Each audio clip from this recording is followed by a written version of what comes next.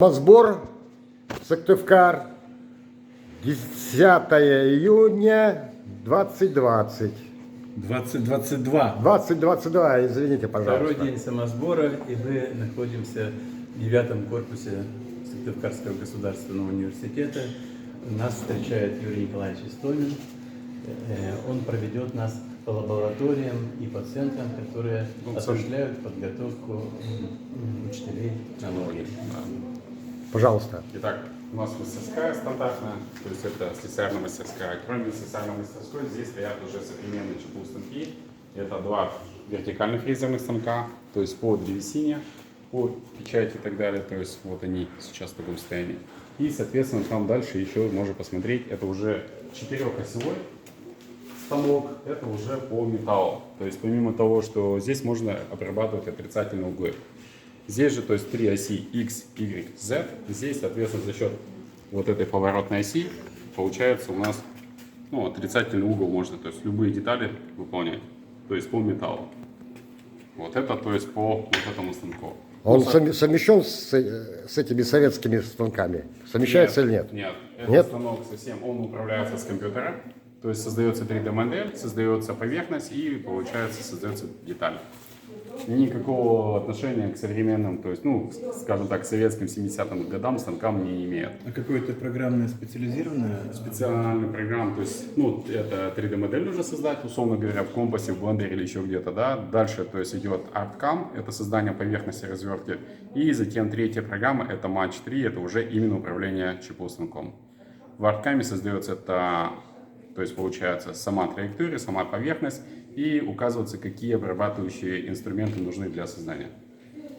То есть это все там.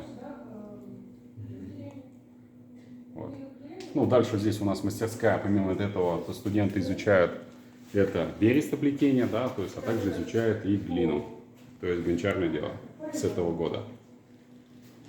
Есть у вас мастера по этим Да, то есть Николай Геннадьевич только что ушел. Соответственно, технологии. есть студентки, которые могут обучать сейчас мне. Добрый день, девушка. Проводят мастер-классы для учеников по глине и по бересте. Вкратце, их можно попросить что-нибудь рассказать Вкратце, и да. продемонстрировать? Пожалуйста, девушки, назовите себя.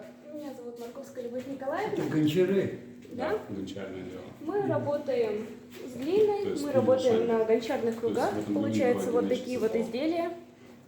Также готовые изделия мы покрываем глазурью. Это придает им блеск. Мы начинаем с более простых изделий, таких как уточки. И уже потом начинаем работать на самих гончарных кругах, где получаются уже такие изделия. И Отлично. А обжиг где происходит? Обжиг печи. Печи, да. Все для этого есть. Да, конечно. Все для этого есть. Изделия должны будут высохнуть.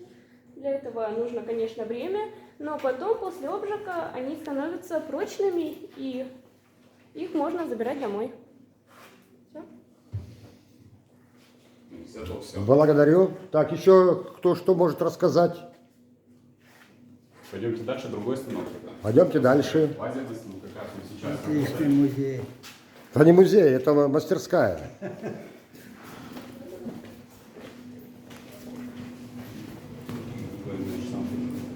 Так, пожалуйста. Пойдемте дальше. То есть это мастерская по технологии механизированной обработки. И, соответственно, здесь у нас есть лазерный станок.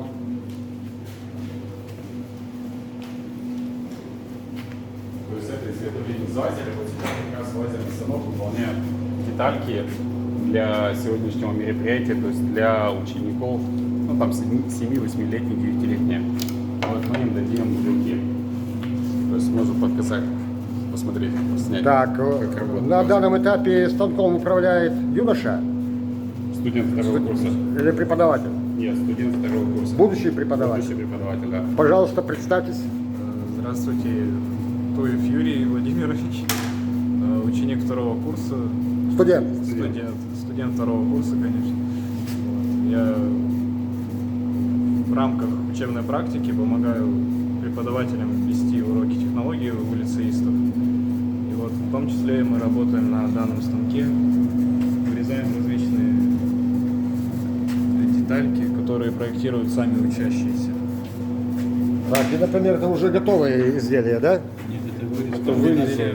Вот это готовое изделие. Отлично, молодцы. Идем дальше. Ну, Либо... соответственно, здесь вот представлены изделия, да, то есть по 3D-моделированию, то есть вот эти детальки уже делают у нас пятиклассники, то есть это не такая сложная деталь. Это у нас, ну, то есть помимо с 5 класса можно делать.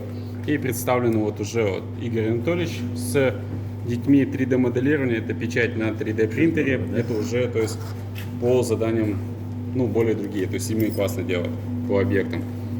Вот объекты, то, что можно делать с учениками школ. То есть, Отлично, молодцы. Идем Точность дальше. какая вот нарезки? Точность? Точность 0,1 мм. Нет, здесь у него лазер 0,1 мм, а точность у него идет 0,1 тысячная или 3 нуля и 1 это 10-тысячная. А, 3 нуля впереди. Да. а дерево тоже режет? Да, Максимально. и максимально. Вот он же фанеру сейчас режет. Сейчас Нет, я имею в виду не фанеру, а, допустим, 20-ку, 30-ку. 20-ку нет, мощности лампы не хватит, то есть нужно менять мощность лампы, тут лампа стоит не такая мощная. Если поменять лампу, то в принципе да. Максимальная мощность здесь 10 мм, больше оно не режет, лазер, то есть не хватает его больше. А картины рисовать? Да, то есть вот, пожалуйста, это же гравировка. То есть если нарисовать, то получается гравировка есть. Ух ты, здорово. Отлично. Она даже 3D, да, получается? Ну не 3D, то есть это обычный рисунок, то есть он его гравирует, ну и соответственно делает. Вот как раз сейчас это и делается. Да. А на металле? На металле, то есть гравировку делают, отрезать нет. То есть на штангенциркуле мы делали гравировку. То есть, в принципе, можно там экселибрис поставить какой-нибудь. Главное, единственное значение должно быть фанера необычная, то есть она должна быть шлифованная. То есть обычно некачественная фанера здесь уже не подойдет, иначе она у вас поменяется. Так, а вот, А работать можно вплоть до того, чтобы сжигать не обязательно на фанере, можно и на бумаге, на коже. Ну, все, а вот на тот вопрос по поводу экселибриса и вообще. Экселибрисы можно изготавливать? Чего можно? Экселибрисы. Ну, допустим, на инструменте оставить какой-то. Гравировку. Да, мы это делали. Я говорю, на штангенциркуле это делали. Гравировку делают.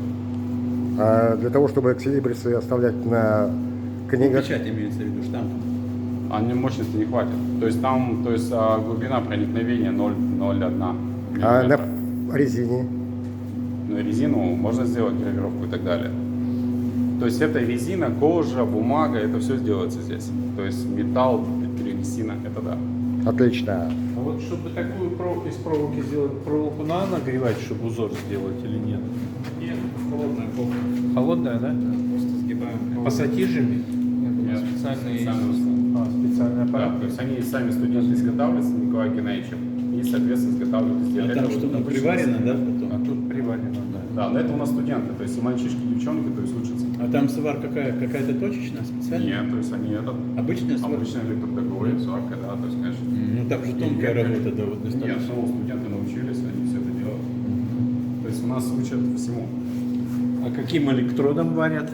Двоечкой, наверное, да? Не знаешь? Ну, двойка, да, у нас остается. То есть, ну, тонкий же вариант, да, двоечка. Эти все станки функционируют? Да, все станки функционируют. Вот этот китайский, который, то, что я говорил, да, что, ну, это как образец, может быть, но как использовать по назначению, ну, оно не функционально. А эти станки чьи? Это ТВ-6, ТВ-7, то есть это Советские. советский, да. По весу один станок такой и весит как 3 таких, Ну, да? где-то да, так. Но здесь-то нормальные шестеренки, а там пасынки, например. То есть там тоненько-тоненько, то есть это приводной ремень, который может в любой момент порваться. Здесь такого нет. Доброго дня. Продолжаем дальше. Продолжаем дальше, идем дальше.